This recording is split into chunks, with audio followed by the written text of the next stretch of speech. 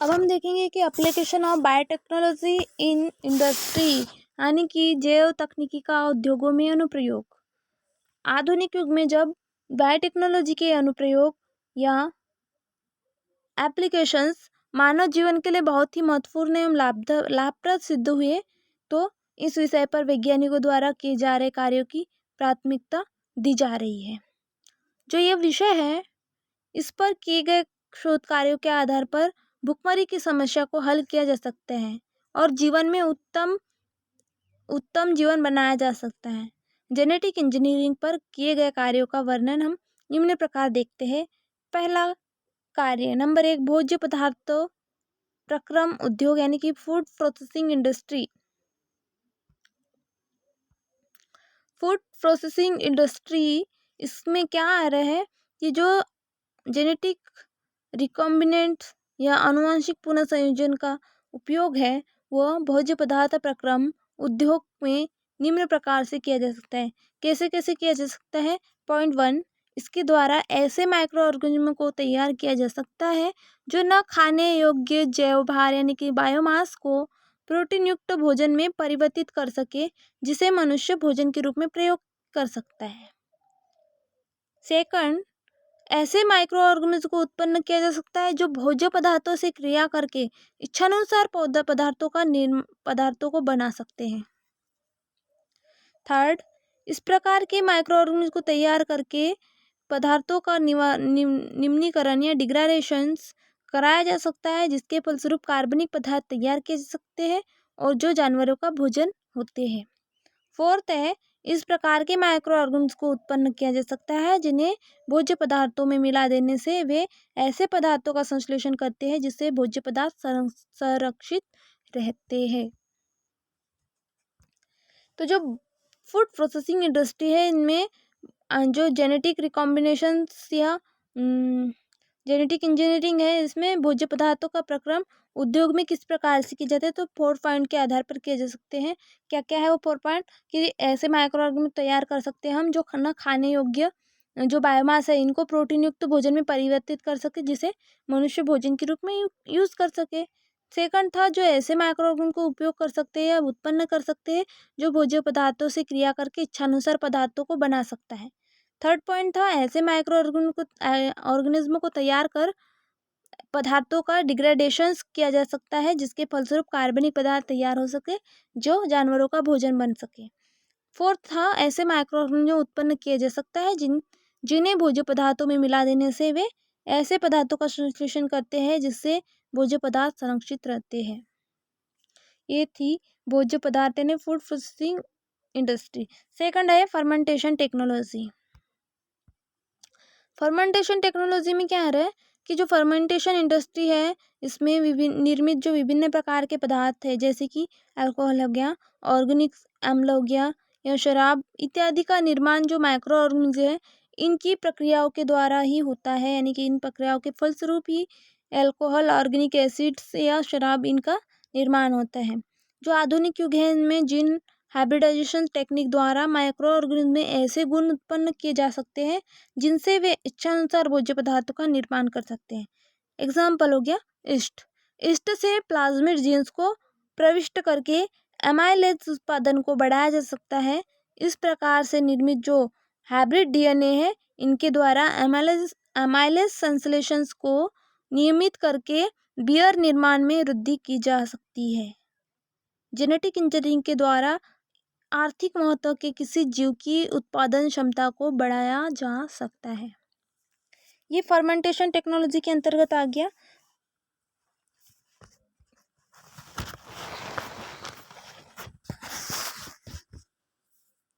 Third point है microbial अवनति यानी कि डिट्रियोरेशंस।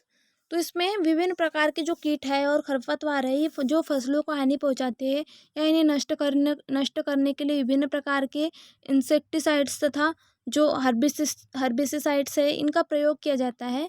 और इन जो रासायनिक पदार्थ है, ये फसलों पर इनका छिड़काव किया जाता है। जो ये रासायनिक पदार्थ खेत की मिट्टी में मिल जाते हैं, जिनसे क्या होता है, मिट्टी के सूक्ष्मजीव की भोजन श्रृंखला को ये नष्ट कर देते हैं। एग्जाम्पल है एक्रोमोबैक्टर या फ्लेवोबैक्टीरियम, स्यूडोमोनास ईटीसी। ये जो माइक्रो ऑर्गेनिज्म है ये फसलों के लिए लाभप्रद होते हैं जो रासायनिक पदार्थ के प्रभाव से नष्ट हो जाते हैं। अतः जो जेनेटिक इंजीनियरिंग है इनकी सहायता से रिकॉम्बिनेंट डीएनए उत्पन्न किए जा गए हैं जिन्हें माइक्रो ऑर्गेनिज्म में प्रविष्ट करके अधिक उपयोगी बनाया जा सकता है, जिन पर रासायनिक पदार्थों का कोई विशेष प्रभाव नहीं पड़ता है।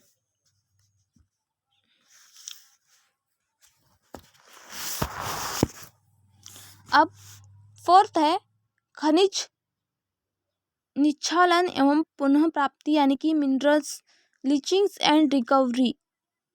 मिनरल्स लीचिंग्स एंड रिकवरी में जो औद्योगिक स्तर पर पदार्थों के माइक्रो ऑर्गेनिज्म्स की सहायता से जो निम्न श्रेणी के अवयस्क या ऑरिस है इनके द्वारा खनिज पदार्थों का लीचिंग तथा जो मूल्यवान धातु है इनकी पुनः प्राप्ति तनु विलयन से की जा सकती है।